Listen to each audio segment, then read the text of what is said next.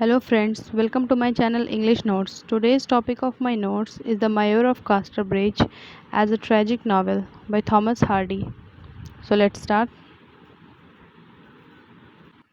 The Mayor of Casterbridge is a novel written by England author Thomas Hardy. The first publication of the novel was appeared in serial from Kun Country in Graphic Magazine in England and in Harper's Weekly in the United States from January to May 1886. It was first published in book form in 1886. The publisher is Smith Elder in England and Henry Holt in America. The full title of the novel is The Life and the Death of the Mayor of Casterbridge, a story of a man of character. The novel was the writer read is published by Peacock Books, New Delhi in 1969. The Mayor of Casterbridge has 45 chapters, 300 pages, and this novel is fourth edition. In this research, the researchers used paperback England edition. Michael Henchard is the hero of the story. Now, I have always been confused by the term hero. By common notion, it should be the ideal person in the story around whom the story revolves and who does all the good deeds. Literature, on the contrary, has a number of heroes, hero of an epic, tragic hero, etc., who have nothing to do with ideal things. They just end up They just end up being the people who have the story revolving around them.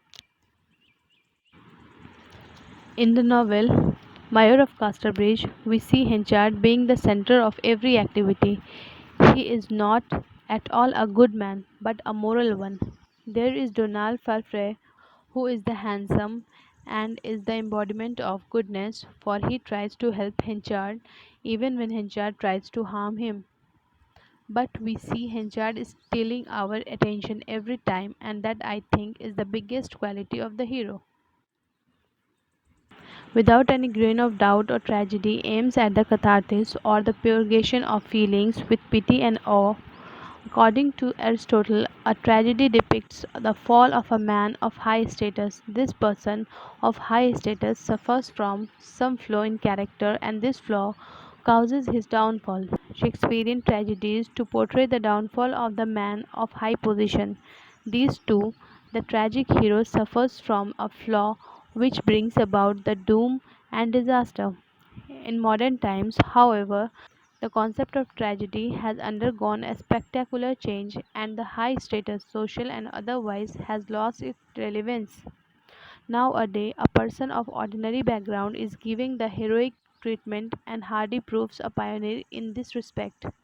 For instance, the most poignant of Hardy's novel, Tess of the Diober Valleys, has a dairy maid for its heroine, but one wept for the tragic end of Tess as one feels sad over the tragic fate of King Lear. To being with the Mayor of Casterbridge unfold Henchard as a laborer struggling hard against the vicious cobweb of life. He is an early married man with a wife and a daughter to take care of. Unable to meet their requirements, he behaves a frustrated soul, and one day, under the spell of strong wine, he goes out of his mind and auctions his wife and daughter to the hands of a sailor for merely 5 guineas. When the intoxication fades out, he wakes up to the reality and realizes his gross mistake. He tries to find out his wife and daughter, Suzanne and Elizabeth Jane, and at last comes to know that they went away with the sailor. Henchard feels himself guilty, and this guilty of consciousness brings in his character a sea change. He gives up wine that separated him from his family, and by dint of his zeal to work prospers in business, and one day become the mayor of Casterbridge.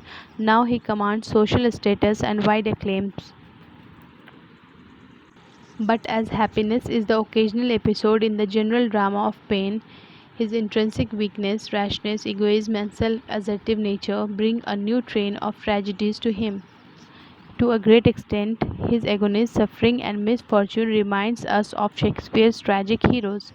For instance, Henchard's going to the weather prophet for rainfall and wish to know the fortune lying in stone for him reminds us of Macbeth, who goes to the witches to know about his fortune.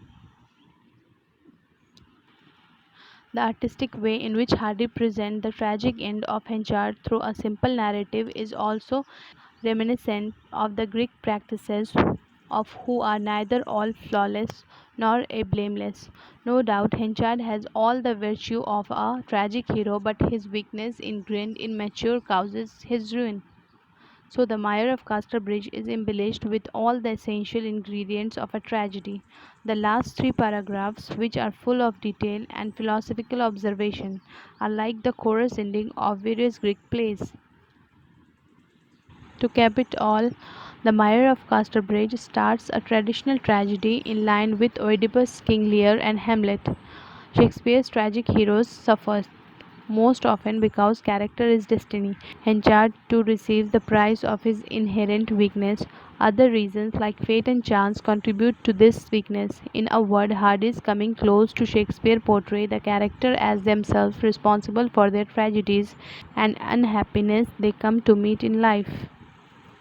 So friends, this is my notes on the Mayor of Casterbridge. I hope you understand easily. If you like this video, please give it a thumbs up, share, comment and subscribe. Thank you.